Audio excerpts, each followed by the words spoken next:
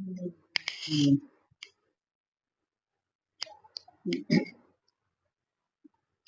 الحمد لله نحمده ونستعينه ونستغفره ونؤمن به ونتوكل عليه ونعوذ بالله من شرور أنفسنا ومن سيئات أعمالنا من يهده الله فلا مضل له ومن يضلله فلا هادي له وأشهد أن لا إله إلا الله وحده لا شريك له وأشهد أن محمدا عبده ورسوله أرسله بالحق بشيرا ونذيرا أما بعد فإن خير الحديث كتاب الله وخير الهدي هدي محمد صلى الله عليه وسلم وشر الأمور محدثاتها وكل محدثة بدعة وكل بدعة ضلالة وفي رواية وكل ضلالة في النار. فأعوذ بالله من الشيطان الرجيم. بسم الله الرحمن الرحيم. قاف والقرآن المجيد بل عجبوا أن جاءهم منذر منهم فقال الكافرون هذا شيء عجيب أئذا متنا وكنا ترابا ذلك رجل بعيد قد علمنا ما تنقص الأرض منهم وعندنا كتاب حفيظ بل كذبوا بالحق لما جاءهم فهم في أمر مريج أفلم ينظروا إلى السماء فوقهم كيف بنيناها وزيناها وما لها من فروج والأرض مددناها وألقينا فيها رواسي وأنبتنا فيها من كل زوج بهيج تبصرة وذكرى لكل عبد منيب ونزلنا من السماء ماء مباركا فأنبتنا به جنات وحب الحصيد والنخل باسقات لها طلع نضيد رزقا للعباد وأحيينا به بلدة ميتا كذلك الخروج كذبت قبلهم قوم نوح وأصحاب الرس وثمود وعاد وفرعون وإخوان لوط وأصحاب الأيكة وقوم تبع كل كذب الرسل فحق وعيد أفعينا بالخلق الأول بل هم في لبس من خلق جديد. بارك الله لنا ولكم في القرآن العظيم ونفعنا وإياكم بالآيات والذكر الحكيم إنه تعالى جواد كريم ملك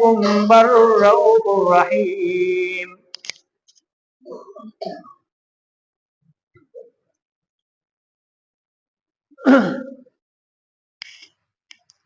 إن الحمد لله نحمده ونستعينه ونستغفره ونؤمن به ونتوكل عليه ونعوذ بالله من شرور أنفسنا ومن سيئات أعمالنا من يهده الله فلا مضل له ومن يضلل فلا هادي له وأشهد أن لا إله إلا الله وحده لا شريك له وأشهد أن محمدا عبده ورسوله أما بعد فإن خير الحديث كتاب الله وخير الهدي هدي محمد صلى الله عليه وسلم وشر الأمور محدثاتها وكل محدثة بدعة وكل بدعة ضلالة وفي رواية وكل ضلالة في النار. فأعوذ بالله من الشيطان الرجيم. بسم الله الرحمن الرحيم. قد أفلح المؤمنون الذين هم في صلاتهم خاشعون. رب اشرح لي صدري ويسر لي أمري واحلل عقدة من لساني يفقهوا قولي. رب زدني علما اللهم رب زدني علما اللهم إني أسألك علما نافعا ورزقا طيبا وعملا متقبلا. ہما قسم کی حمد و ثنا خوبیاں بڑائیاں بزرگی و برتری وحدہ لا شریک رب ذوالجلال والاکرام اللہ رب العالمین کے لیے لائق اور زیبا ہیں، جو اس کائنات کا حقیقی خالق اور مالک ہے۔ बादहू दरूद सलाम का नजराना पेश हो अल्लाह के उन तमाम अंबिया किराम पर कि जिनको अल्लाह रब्बुल आलमीन ने इंसानियत की फलाह व बहबूद के लिए, इंसानों को राह रास्त पर लाने के लिए, सिबिल अल्लाह से बचाने के लिए इस दुनिया के अंदर मबूस फरमाया। खुसूसन नबी आखिरुज़्ज़मा जनाब अहमद मुस्तफ़ा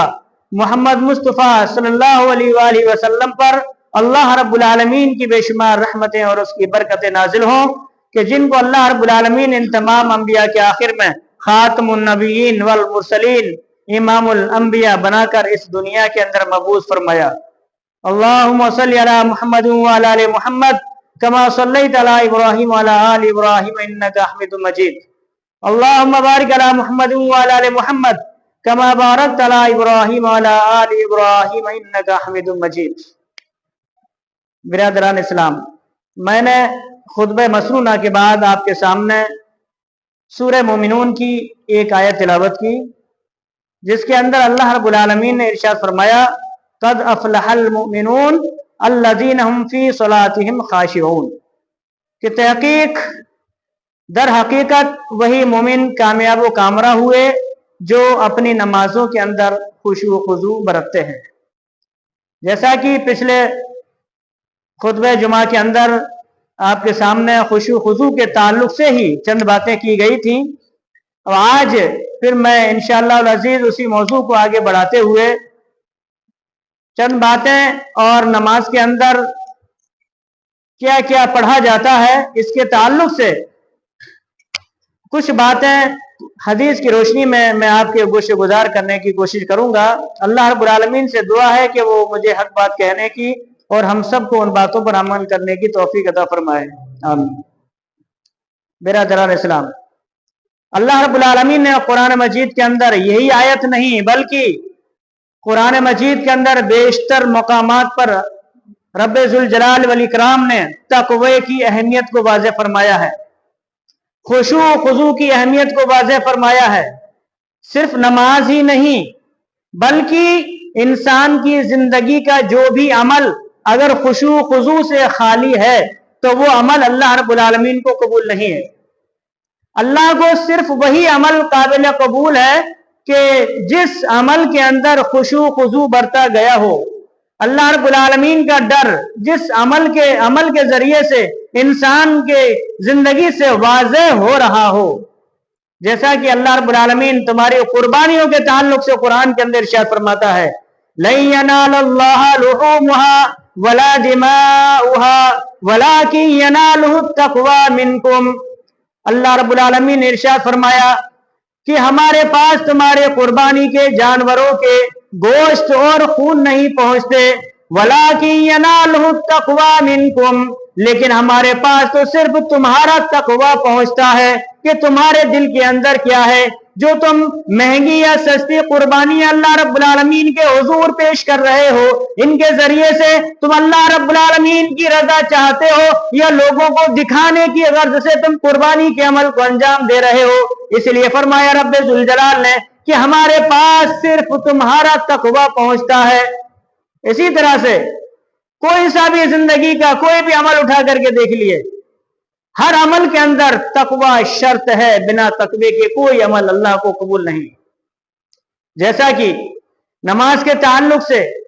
अल्लाह रब्बुल आलमीन ने इरशाद फरमाया, इन्ना सलाती व नुसुकी व महयाया व ममाती लिल्लाहि रब्बिल आलमीन। यानी जब इंसान नमाज अदा करने के लिए खड़ा हो, जब इंसान अपनी कुर्बानी का इरादा कर ले या जब इंसान कोई भी नेक अमल करने का जब इरादा कर लेता है तो उसके दिल के अंदर ये नियत होनी चाहिए, इन्ना सलाती व नुसुकी, कि बेशक मेरी नमाज व नुसुकी और मेरी कुर्बानियां व महयाया और मेरा जिंदा रहना व ममाती और मेरा मरना लिल्लाहि रब्बिल आलमीन, यानी ये तमाम की तमाम बातें तमाम की तमाम चीजें सिर्फ और सिर्फ अल्लाह रब्बुल आलमीन के लिए हैं। यानी इन तमाम चीजों का मुख्तार कुल सिर्फ और सिर्फ अल्लाह रब्बुल आलमीन की जात है। अल्लाह रब्बुल आलमीन ही की जात के ऊपर ये तमाम तसर्रुफात दाखिल हैं। यानी अल्लाह रब्बुल आलमीन चाहे तो इंसान की जिंदगी को कैसा भी कर सकता है।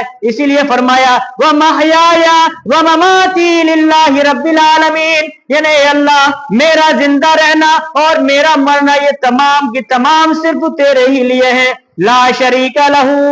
व बिज़ालिका उमिरतु व अना अव्वलुल मुस्लिमीन, यानी ए रब्बे जुल जलाल तेरी जात तो वो है कि जिसका कोई साझी और शरीक नहीं है, किसी भी मामले में तेरा कोई शरीक नहीं है।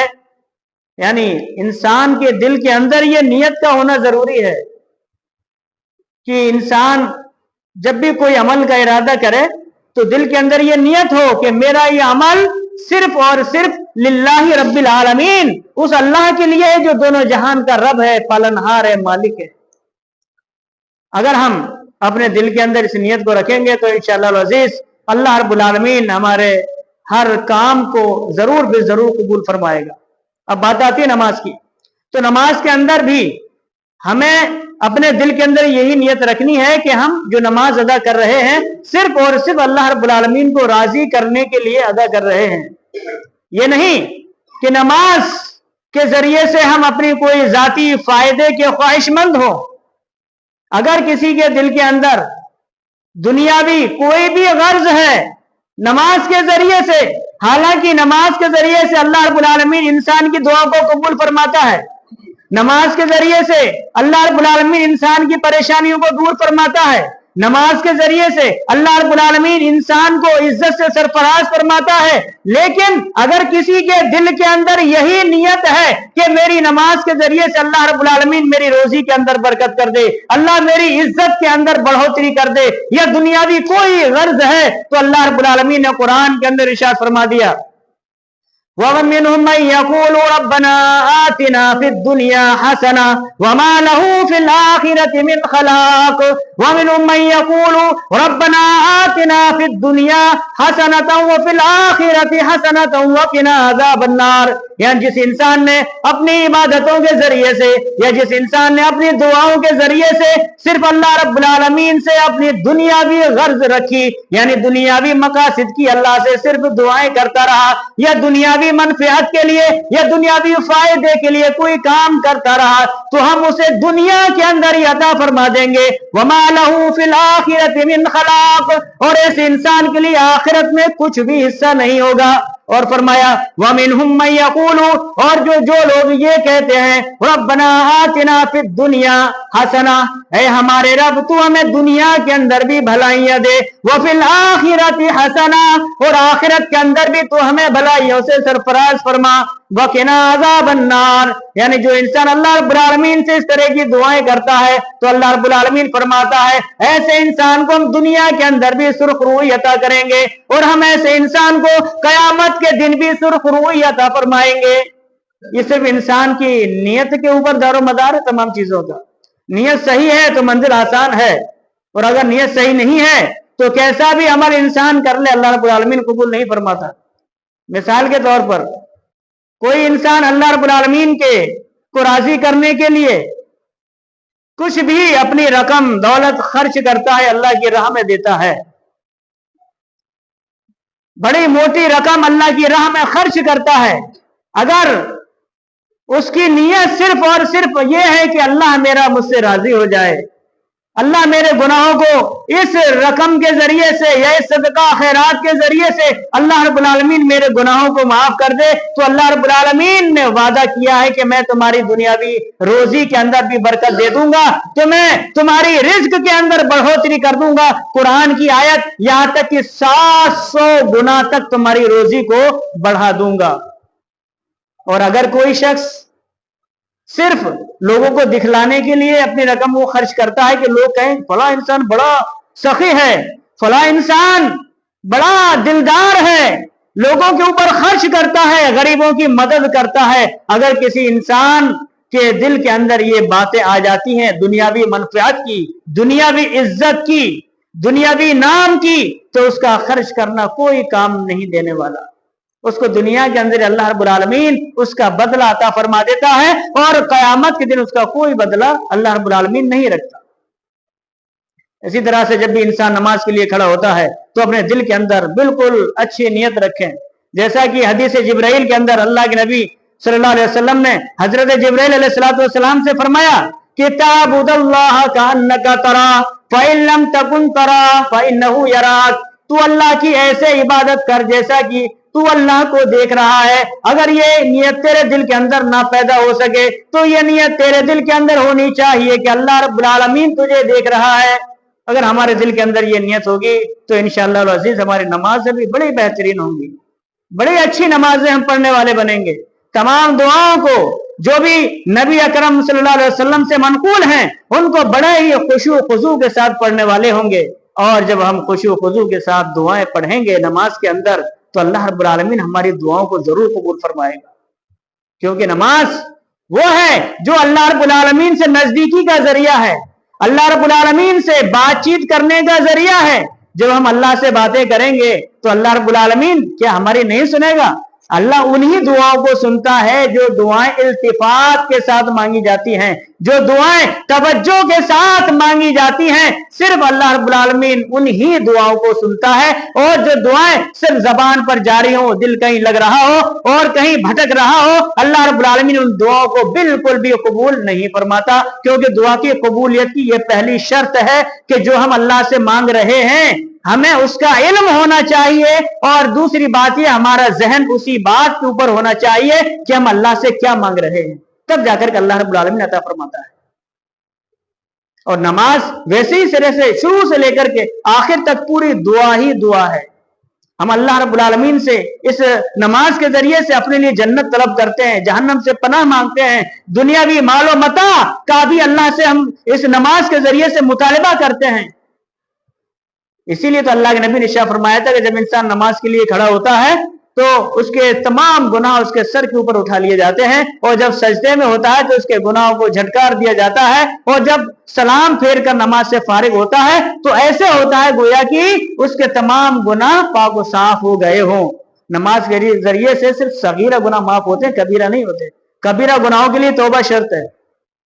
लेकिन सगीरा गुनाह भी माफ हो जाए ये भी बहुत बड़े कमाल की बात है। हालांकि हमारी नमाजें ऐसी है नहीं कि जिनके जरिए से हम हम अपने गुनाहों से पाक साफ हो सकते हो, तो हमें अपनी नमाजों ऐसी ही करने की जरूरत है। और खुशू खुजू नमाजों के अंदर कब आएगा? जब हम नमाजों के अंदर उन दुआओं को पढ़ेंगे जो हम अल्लाह के नबी जनाब मोहम्मद रसूलुल्लाह सल्लल्लाहु अलैहि वसल्लम ने जिन दुआओं को पढ़ा है। माई आयशा बयान फरमाती हैं कि जब अल्लाह के नबी सल्लल्लाहु अलैहि वसल्लम तकबीर तहरीमा कहकर नियत बांधते, हजरत अबू हुरैरा रज़ियल्लाहु तआला अन्हु की हदीस बयान फरमाते हैं कि मैंने अल्लाह के नबी सल्लल्लाहु अलैहि वसल्लम से पूछा है, अल्लाह के नबी आप तकबीर तहरीमा के बाद कुछ देर के लिए आप खामोश हो जाते हैं, वक्फा करते हैं, आपके ऊपर मेरे माँ और बाप कुर्बान हो, आप मुझे ये बतला दीजिए कि आप उसके अंदर क्या पढ़ते हैं जिससे कि मैं भी पढ़ लिया करूं। ये थी सहाबा के अंदर लगन, जुस्तजू, एक एक दुआओं को अल्लाह के नबी से सीखा करते थे। वो शौक आज हमारे अंदर नहीं है। अगर किसी को दुआएं याद है अच्छी बात है, लेकिन जिसको दुआएं याद नहीं है तो दुआएं सीखने के लिए उसके पास वक्त है ही नहीं, क्योंकि वो इसकी अहमियत को समझता ही नहीं है। सहाबा किराम समझते थे, जन्नत की अहमियत समझते थे,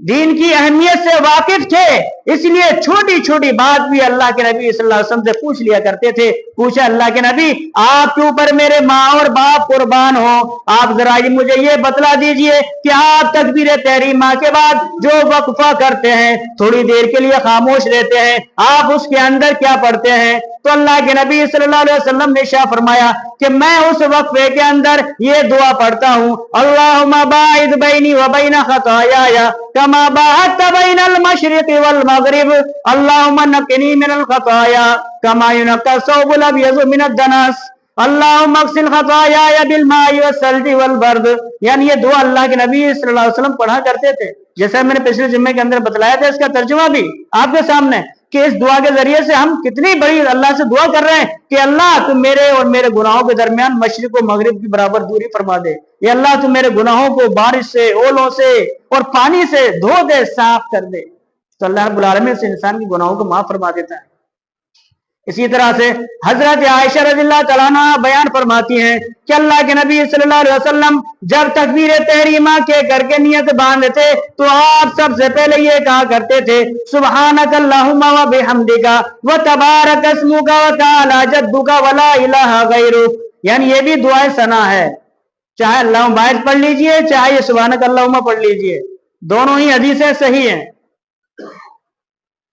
تو مائی عائشہ بیان فرماتی ہیں تو اللہ کے نبی صلی اللہ علیہ وسلم تکبیر تحریمہ کے بعد کسی ثنا کو اپنی نماز کے اندر پڑھا کرتے تھے، یعنی ثنا کے ذریعے سے اللہ رب العالمین کی بڑائی، اللہ رب العالمین کی پاکی اور اس کی تقدیس کے کلمات اپنی زبان سے ادا کیا کرتے تھے۔ اور اس کے بعد دعائے ثنا کے بعد اللہ کے نبی صلی اللہ علیہ وسلم اعوذ باللہ من الشیطان الرجیم بسم اللہ الرحمن الرحیم کہنے کے بعد سب سے پہلے آپ سورہ فاتحہ کی تلاوت کرتے، یعنی اپنی نماز کے اندر سورہ فاتحہ پڑھا کرتے تھے، کیونکہ اللہ کے نبی صلی اللہ علیہ وسلم نے فرمایا جو انسان سورہ فاتحہ نہیں پڑھے گا اس کی نماز نہیں ہوگی، سرے سے اس کی نماز نہیں ہوگی جو اپنی نماز کے اندر سورہ فاتحہ نہیں پڑھے گا۔ جیسا کہ پچھلے جمعے کے اندر بھی اس معاملے میں گفتگو کی گئی تھی، اب اس میں زیادہ طویل گفتگو کی گنجائش نہیں ہے، بس صرف اتنا ہی کافی ہے کہ جو انسان اپنی نماز کے اندر سورہ فاتحہ نہیں پڑھے گا اس انسان کی نماز نہیں ہوگی۔ تو اللہ کے نبی صلی اللہ علیہ وسلم ثنا کے بعد سورہ فاتحہ کی تلاوت کیا کرتے تھے، کیونکہ سورہ فاتحہ وہ ہے کہ جو اللہ رب العالمین کو بہت ہی محبوب ہے، کیونکہ اللہ کے نبی صلی اللہ علیہ وسلم نے ارشاد فرمایا جب کوئی بندہ اپنی نماز کے اندر یہ کہتا ہے الحمدللہ رب العالمین تو اللہ رب العالمین کہتا ہے حمدنی عبدی، یعنی میرے بندے نے میری تعریف کی ہے۔ اور جب بندہ کہتا ہے الرحمن الرحیم، یعنی وہ اللہ جو رحم کرنے والا مہربان ہے، تو اللہ رب العالمین کہتا ہے کہ میرے بندے نے اثنا علیہ عبدی، میرے بندے نے میری ثنا کے گنگان گائے ہیں۔ اور جب انسان کہتا ہے مالک یوم الدین، یعنی اللہ رب العالمین جو قیامت کے دن کا مالک ہے، تو اللہ رب العالمین کہتا ہے کہ میرے بندے نے مجدنی عبدی، میرے بندے نے میری بزرگی کا اور میری بڑائی کا اعتراف کیا ہے۔ جب بندہ کہتا ہے ایاک نعبد و ایاک نستعین، یعنی اللہ ہم صرف تیری ہی عبادت کرتے ہیں اور صرف تجھ ہی سے مدد چاہتے ہیں، تو اللہ رب العالمین فرماتا ہے کہ یہ ھذا بینی و بین عبدی ولعبدی ما سأل، یہ میرے اور میرے بندے کے درمیان ہے اور میرے بندے کے لیے وہ ہے جو میرا بندہ مجھ سے سوال کرے گا۔ اور جب انسان کہتا ہے اہدنا الصراط المستقیم صراط الذین انعمت علیہم غیر المغضوب علیہم ولا الضالین، یعنی جب انسان اللہ سے دعا کرتا ہے کہ اللہ تو مجھے سیدھے راستے کی ہدایت عطا فرما دے، اے اللہ تو مجھے نیک لوگوں کے راستے پر چلنا آسان فرما دے، اے اللہ تو مجھے برے لوگوں کے راستے سے میری حفاظت فرما لے، تو اللہ رب العالمین ایسے بندے سے خوش ہو جاتا ہے اور کہتا ہے وَلِعَبْدِي مَا سَأَلَ، یہ میرے درمیان نہیں بلکہ یہ تو خاص میرے صرف اور صرف میرے اس بندے کے ہی لیے ہے، یعنی بولے عبدی ما سأل، اور میرے بندے کے لیے وہی ہے جو اس نے مجھ سے سوال کیا ہے، جس چیز کا اس نے مجھ سے مطالبہ کیا ہے تو میں اس کو وہ چیز عطا کروں گا۔ اس لیے اللہ کے نبی صلی اللہ علیہ وسلم نے ارشاد فرمایا کہ اذا قال الامام آمین فآمنوا، اور ایک حدیث کے اندر آتا ہے کہ جب امام کہے غیر المغضوب علیہم ولا الضالین قولوا آمین، یعنی جب امام غیر المغضوب علیہم ولا الضالین کہے تو آپ نے ارشاد فرمایا کہ تم آمین کہو۔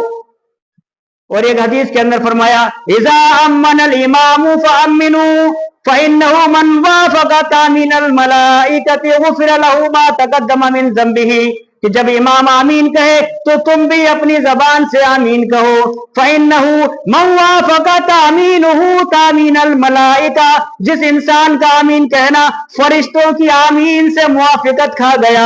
غفر له ما تقدم من ذنبه، اس انسان کے پچھلے تمام گناہوں کو اللہ رب العالمین معاف فرما دیتا ہے۔ یہ فضیلت آمین کہنے کی۔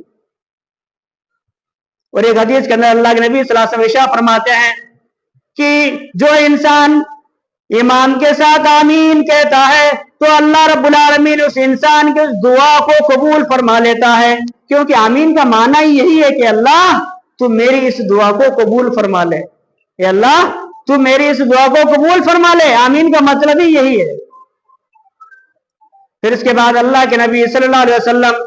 سورہ فاتحہ کی تلاوت کے بعد آپ کوئی قرآن مجید سے جو بھی آپ کو سورت آپ کے دماغ کے اندر آ جاتی آپ اس سورت کی تلاوت کر لیا کرتے تھے. حالانکہ کچھ نمازوں کے اندر اللہ کے نبی صلی اللہ علیہ وسلم خصوصاً کچھ سورتیں پڑھا کرتے تھے، جیسا کہ جمعے کی نماز کے بارے میں یا جمعے کے دن فجر کی نماز کے بارے میں اللہ کے نبی صلی اللہ علیہ وسلم سورہ سجدہ اور دوسری رکعت میں سورہ دہر کی تلاوت کیا کرتے تھے. جمعے کی نماز کے اندر اللہ کے نبی صلی اللہ علیہ وسلم سورہ جمعہ اور سورہ منافقون کی تلاوت کیا کرتے تھے. اور ایک حدیث کے اندر آتا ہے کہ اللہ کے نبی صلی اللہ علیہ وسلم جمعے کے دن پہلی رکعت کے اندر سورہ اعلیٰ اور دوسری رکعت کے اندر سورہ غاشیہ یعنی حل اتاک حدیث الغاشیہ کی تلاوت کیا کرتے تھے. بہرکیف جو بھی سورت انسان کو یاد آئے سورہ فاتحہ کے بعد میں اس سورت کو پڑھ لے. پھر اس کے بعد نبی اکرم صلی اللہ علیہ وسلم کی نماز کا طریقہ آپ کہتے اللہ اکبر، اللہ اکبر کہنے کے بعد پھر آپ رکوع کے اندر جاتے. رکوع کے اندر کس طرح سے اپنے ہاتھوں کو کاندھوں تک اٹھاتے. ایک حدیث کے اندر آتا ہے کہ جب انسان تکبیر کہے تکبیر تحریمہ تو اپنے ہاتھوں کو کاندھوں تک، ایک حدیث کے اندر آتا ہے کان کی لو تک اپنے ہاتھوں کو اٹھائے تب جا کر کے نیت باندھے. اور اسی طرح سے جب انسان رکوع کے اندر جائے تب بھی اپنے ہاتھوں کو یہیں کان کی لو تک یا اپنے کاندھوں تک اپنے ان ہاتھوں کو اٹھائے. لیکن آج کل ہم اور آپ دیکھتے ہیں ہماری نمازیں کیا ہے، جیسے کہ ہم آئے نماز پڑھنے کے لیے باہر سے آ رہے ہیں، وضو بنا کر کے آئے اور جلدی جلدی میں آئے، بس ہمارے یہاں تک ہاتھ اٹھے بھی نہیں، بس آتے آتے آئے بس کر کے ایسے ہی اپنی نیت کو باندھ لی. اس انسان کی نماز نہیں ہوتی، اس انسان کی نماز نہیں ہوگی، کیونکہ وہ نماز نبی کے طریقے کے خلاف ہے. اور جو نماز یا جو بھی عمل نبی کے طریقے کے خلاف ہوگا وہ عمل اللہ رب العالمین قبول نہیں فرمائے گا. کیونکہ اللہ کے نبی صلی اللہ علیہ وسلم کی صاف حدیث صلو کما رأیتمونی اصلی، تم نماز ویسے پڑھو جیسا کہ تم نے مجھے نماز پڑھتے ہوئے دیکھا ہے. ہم نے نماز تو سیکھی حدیث سے اور طریقے سے، لیکن ہم نماز کو ادا کریں کسی اور طریقے سے تو وہ نماز کو اللہ رب العالمین کیسے قبول فرما لے گا. تو احتیاط کریں اس چیز کا. آنے کے بعد جیسی صف میں یا اکیلے جب بھی نماز ادا کر رہے ہیں تو اہتمام کے ساتھ اپنے ہاتھوں کو کاندھوں تک ضرور اٹھائیں. اگر نہیں اٹھائیں گے تو آپ کی نیت صحیح نہیں ہوگی، اور جب نیت صحیح نہیں تو آپ کی نماز بھی صحیح نہیں ہوگی، نماز باطل ہو جائے گی. نماز تمہارے چہرے پر گندے کپڑے میں لپیٹ کر مار دی جائے گی اور بد دعا دیتی جائے گی، زیّاک اللہ کما زیّاتنی، جیسا تو نے مجھے برباد کیا ہے اللہ تجھے بھی برباد کر دے. تو کہاں سے آبادی ملے گی؟ برکت. تو اللہ کے نبی صلی اللہ علیہ وسلم جب رکوع میں جاتے تو اپنے ہاتھوں کو کاندھوں تک اٹھایا کرتے تھے اور اللہ اکبر کہتے ہوئے آپ رکوع کے اندر جاتے. اور رکوع کے اندر چند دعائیں جو اللہ کے نبی صلی اللہ علیہ وسلم سے ثابت ہے. بخاری شریف کی حدیث کہ اللہ کے نبی صلی اللہ علیہ وسلم رکوع کے اندر ایک دعا پڑھا کرتے تھے، سبحانک اللہم ربنا وبحمدک اللہم اغفر لی. اس دعا کو پڑھا کرتے تھے. یہ حدیث بخاری کے اندر بھی اور مسلم کے اندر بھی. اور دوسری حدیث مسلم شریف کی اللہ حضرت عائشہ بیان فرماتی ہیں کہ اللہ کے نبی صلی اللہ علیہ وسلم رکوع کے اندر سبوح قدوس رب الملائکۃ والروح پڑھا کرتے تھے. ان دعاؤں کا ترجمہ کیا ہے؟ پہلی دعا جو بخاری شریف کی ہے اتنی بہترین دعا ہے. اللہ کے نبی صلی اللہ علیہ وسلم نے کتنے بہترین کلمات ادا فرمائے ہیں. سبحانک اللہم ربنا، اے اللہ، اے ہمارے رب، تیری ذات پاک ہے، تو ہی ہمارا رب ہے. وَبِحَمْدِكَ، تمام قسم کی تعریفوں کا مستحق بھی تو ہی ہے. اللہم اغفر لی، یعنی پہلے اللہ کی تعریف بیان کی، پھر اللہ سے ہم نے دعا کر لی، اے اللہ تو میرے تمام گناہوں کو معاف فرما دے، اے اللہ تو میری بخشش فرما دے. یعنی رکوع کے اندر بھی ہم اللہ سے اپنے گناہوں کی معافی مانگ رہے ہیں اللہ سے. اسی طرح سے سبوح قدوس رب الملائکۃ والروح، اس میں بھی اللہ کی ہم پاکی، اللہ کی بڑائی بیان کر رہے ہیں کہ اللہ وہ اللہ جو فرشتوں کا بھی رب ہے، جو جبرائیل امین کا بھی رب ہے، جو ہر چیز کا مالک و مختار کل ہے. ایک حدیث کے اندر کہ جب اللہ کے نبی صلی اللہ علیہ وسلم پر ایک آیت نازل ہوئی فسبح بسم ربک العظیم، تو اللہ کے نبی صلی اللہ علیہ وسلم نے فرمایا کہ اس کو اپنے رکوع کے اندر پڑھا کرو. اور جب یہ آیت نازل ہوئی سبح اسم ربک الاعلی، تو آپ نے فرمایا کہ اس دعا کو سجدے کے اندر پڑھا کرو، یعنی رکوع کے اندر سبحان ربی العظیم اور سجدے کے اندر سبحان ربی الاعلی۔ یہ کس کی حدیث ہے؟ ابو داؤد کی، ترمذی کی۔ تو یہ 3 دعائیں، ان کے علاوہ اور بھی بہت ساری دعائیں ہیں، جو بھی دعا آسانی کے ساتھ میں یاد ہو جائے وہ دعا پڑھ لو، نماز ہو جائے گی انشاءاللہ۔ لیکن شرط کیا ہے کہ خشوع خضوع کے ساتھ میں دعا اطمینان کے ساتھ اور پورے کلمات ادا کرتے ہوئے ہم دعاؤں کو ادا کریں گے، التفات کے ساتھ متوجہ ہو کر ان دعاؤں کو پڑھیں گے، تب جا کر کے ہماری نماز ہوگی۔ جب نبی اکرم صلی اللہ علیہ وسلم رکوع سے فارغ ہو جاتے، اپنے دعا پڑھ لیتے، یہاں تک کہ آپ کے رکوع کا معمول تو یہ تھا کہ جب آپ رات کے وقت نماز ادا کیا کرتے تو ایک صحابی رسول بیان فرماتے ہیں کہ اللہ کے نبی صلی اللہ علیہ وسلم کا رکوع اتنا لمبا ہوا کرتا، اتنا لمبا رکوع کرتے کہ جتنی دیر میں انسان سورہ بقرہ کی تلاوت کر لے، اور سورہ بقرہ جانتے ہیں کتنی بڑی ہے؟ 2.5 پارے کے اندر ہے، 2.5 قرآن کے 2.5 پارے کے اندر اتنا لمبا آپ کا رکوع ہوا کرتا تھا قیام اللیل میں، رات کی نمازوں کے اندر۔ تو اللہ کے نبی صلی اللہ علیہ وسلم جب رکوع سے فارغ ہو جاتے تو کہتے سمع اللہ لمن حمدہ، اس وقت بھی آپ اپنے ہاتھوں کو کاندھوں تک اٹھایا کرتے تھے، یعنی تب بھی آپ اپنے ہاتھوں کو اٹھایا کرتے تھے سمع اللہ لمن حمدہ کہتے وقت۔ پھر اس کے بعد آپ چند دعائیں پڑھا کرتے تھے، جن میں سے اللہم ربنا ولک الحمد، اور بھی دعائیں ہیں وَلَمِّلُ السَّمَاوَاتِ وَالْأَرْضِ، یعنی اللہ کے نبی صلی اللہ علیہ وسلم سے کئی منقول دعائیں اس معاملے میں ثابت ہیں۔ حضرت ابو رفاع بن رافع بیان فرماتے ہیں کہ میں اللہ کے نبی صلی اللہ علیہ وسلم کے پیچھے نماز ادا کرنے کے لیے میں مسجد کے اندر آیا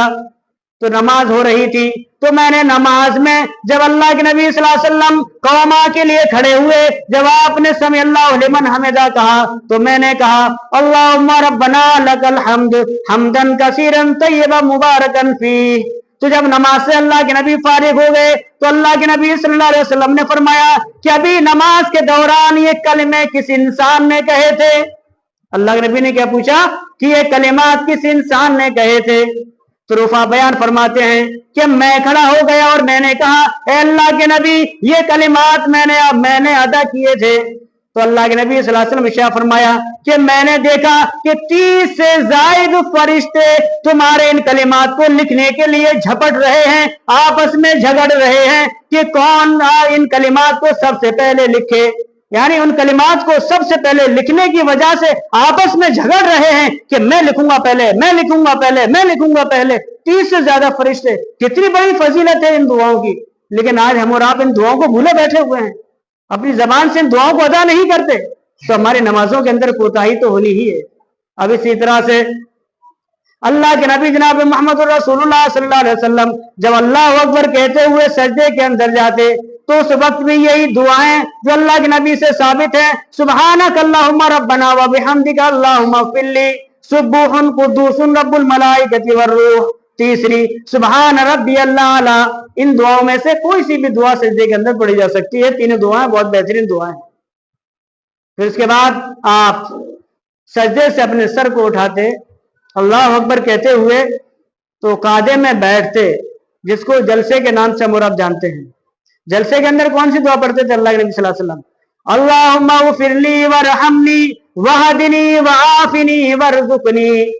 ہم اللہ رب العالمین سے اس دعا کے ذریعے سے کہتے ہیں اللہم اغفر لی، اے اللہ تو مجھے بخش دے، ورحمنی، اے اللہ تو میرے اوپر رحم فرما، وہدنی، اے اللہ تو مجھے ہدایت نصیب فرما، وعافنی، اے اللہ تو مجھے عافیت عطا فرما، اے اللہ تو مجھے اپنی پناہ کے اندر لے لے، ورزقنی، اے اللہ تو مجھے روزی عطا فرما۔ یعنی اللہ سے ہم نے کتنی ساری دعائیں مانگ لی، سجدہ کرنے کے بعد جو بیٹھتے ہیں تھوڑی سی دیر کے لیے، اس کے اندر ہم اللہ سے کتنی دعائیں مانگ لی۔ اگر صحیح معنوں میں ہم دماغ سے توجہ کے ساتھ ان دعاؤں کو پڑھیں گے تو اللہ رب العالمین ضرور عطا فرمائے گا۔ اب اس کے بعد حالانکہ ٹائم زیادہ ہو چکا ہے، اب اس کے بعد نمبر آتا ہے تحیات کا، جب سلام پھیرنے سے پہلے انشاءاللہ العزیز آئندہ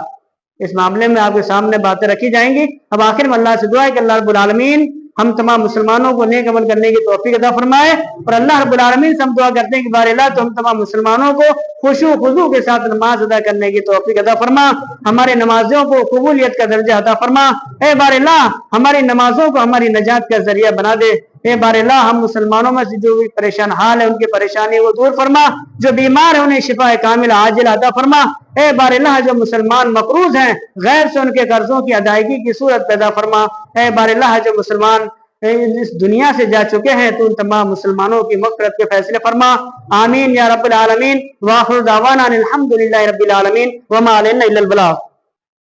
ان اللہ ملائکۃ یصلون علی النبی یا ایھا الذین آمنوا صلوا علیہ وسلموا تسلیما۔ اللهم صل علی محمد وعلى ال محمد كما صليت على ابراہیم وعلى ال ابراہیم انک حمید مجید۔ اللهم بارک علی محمد وعلى ال محمد كما باركت على ابراہیم وعلى ال ابراہیم انک حمید مجید۔ عباد اللہ رحمکم اللہ، ان اللہ یامر بالعدل والاحسان وایتاء ذی القربى وینہی عن الفحشاء والمنکر والبغی یعظکم لعلکم تذکرون۔ اذکروا اللہ یذکرکم وادعوہ یستجب لکم ولذکر اللہ اکبر واللہ یعلم ما تصنعون۔ اللہ اکبر اللہ اکبر۔